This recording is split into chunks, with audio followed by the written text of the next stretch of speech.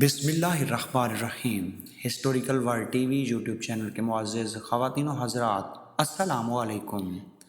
ارمیہ بن حلقی علیہ السلام کا قصہ، جو لاوی بن یعقوب علیہ السلام کی آل میں سے تھے، ان کے متعلق ایک قول حضرت خضر ہونے کا بھی ہے، جس کو سحاق نے ابن عباس رضی اللہ تعالیٰ عنہ سے روایت کیا ہے، لیکن یہ انتہائی قریب اجنبیات اور صحیح نہیں ہے۔ ابن عساکر رضی اللہ تعالیٰ عنہ فرماتے ہیں کہ بعض آثار میں آیا ہے کہ آپ ارمیہ حضرت یحییٰ بن زکریا علیہ السلام کے قتل کے بعد جاری خون کے پاس گئے تو جو رکتا ہی نہیں تھا، جس کے سبب بہت عذاب آیا۔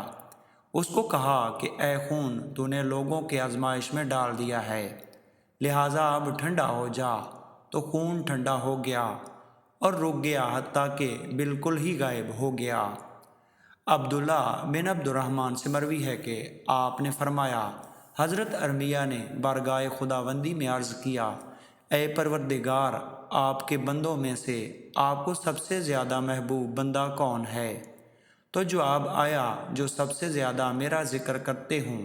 وہ مخلوق کو چھوڑ کر میرے ذکر ہی میں مشغول رہیں، جن کو فنا ہونے کا وسوسہ و خطرہ نہ ہو، اور نہ ہی وہ اپنے دلوں میں بقا کی خواہش رکھتے ہوں، جو ان پر دنیا کی عیش تاری نہ ہو، وہ تنگ دل نہ ہو، اور جب ان سے آزاد ہوں تو خوش ہوتے ہیں۔ پس انہی لوگوں کے لیے میں اپنی محبت کو لازم قرار دیتا ہوں، اور میں ان کو ان کی خواہش و طلب سے بہت زیادہ بڑھ کر عطا کرتا ہوں۔ بیت المقدس کی ویرانی کا ذکر افسوسناک فرمان ربانی ہے، اور ہم نے موسیٰ کو کتاب عنایت کی تھی اور اس کو بنی اسرائیل کے لیے رہنما مقرر کیا، میرے سوا کسی کا کارساز نہ ٹھہرانا۔ ان لوگوں کی اولاد جن کو ہم نے نوح کے ساتھ کشتی میں سوار کیا، بے شک نوح ہمارے شکر گزار بندے تھے، اور ہم نے کتاب میں بنی اسرائیل سے کہہ دیا تھا کہ زمین میں 2 دفعہ فساد برپا ہوگا اور بڑی سرکشی ہوگی، اور بعد جب پہلے وعدے کا وقت پورا ہوا، پھر ہم نے دوسری بار تم کو ان پر غلبہ دیا اور مالا مال کر دیا، تو تم جماعت کو کثیر بنا دیا اور تم کو نیکی کی طرف لے آئے۔ اگر اعمال بد کرو گے تو تمہاری جانوں پر بھی یہی حال ہوگا جو ان پر عذاب آیا۔ پھر جب دوسرے وعدے کا وقت آ پہنچا تو ہم نے ان پر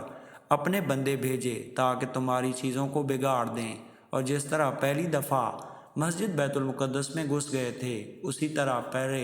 اس میں داخل ہوئے، جس چیز پر غلبہ پائیں اسے تباہ کر دیں۔ امید ہے کہ تمہارے پروردگار تم پر رحم کرے، اور اگر تم پھر وہی حرکتیں کرو گے تو تم ہم کو یہی سلوک کریں گے، اور ہم نے جہنم کو کافروں کے لیے قید خانہ بنا دیا ہے۔ وہب بن عنبا فرماتے ہیں، اللہ عز و جل بنی اسرائیل کے انبیاء میں سے ایک نبی حضرت ارمیہ کو وحی فرمائی جب بنی اسرائیل میں گناہ گار پکڑے جاتے تھے، اے پیغمبر، اپنی قوم کے درمیان کھڑا ہو کر ان کو کہو کہ ان کے دل تو ہیں پردہ سمجھتے نہیں، ان کی آنکھیں تو ہیں پر دیکھتی نہیں، ان کے کان تو ہیں پر سنتے نہیں۔ میں نے ان کے آبا و اجداد کی اصلاح و فلاح کے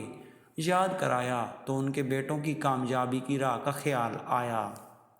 لہٰذا ان سے سوال کرو کہ انہوں نے میری اطاعت کے زمانے کو کیسے پایا؟ کیا جن لوگوں نے میری نافرمانی کی وہ کامیاب ہو گئے؟ کیا جس نے میری اطاعت کی وہ میری اطاعت کے ساتھ کوئی بدعزت ہوا؟ جانور بھی اپنے گھروں کے وطنوں کو یاد کر کے واپس ہو جاتے ہیں، اور یہ لوگ اس کام کو چھوڑ بیٹھے ہیں جس کی وجہ سے میں نے ان کے آبا و اجداد کو عزت بخشی، اور ان کی آل کو اس غیر راستے میں عزت و کامیابی کی تلاش کرنے لگی۔ ان کے علماء و احبار نے میرے حق کا انکار کر دیا، اور ان کے قاری لوگ میرے غیر کی پرستش میں مبتلا ہو گئے۔ ان کے سمجھدار لوگ نے علم سے نفع اندوز نہ ہو سکے، اور ان کے بادشاہ اور حکمران میرا اور میرے رسولوں کا انکار کرنے لگے۔ انہوں نے فکر و فریب کے اپنے دلوں پر چھپا رکھا تھا، اور زبانوں پر جھوٹ امانت رکھ دی۔ پس میں اپنے جلال کی قسم کھاتا ہوں، اپنی عزت کی قسم کھاتا ہوں کہ ان پر ایسے لشکر مسلط کروں گا جو ان کی زبان تک کو نہ جانے، ان کو چہرے ان کو نہ پہچانے، ان کے آنسوؤں اور آرام گاہ پر رحم نہ کریں۔ میں ان میں سے سخت دل ظالم و جابر بادشاہ بھیجوں گا، جس کے لشکروں بادلوں کے ٹکڑوں کی طرح کثیر ہوں گے۔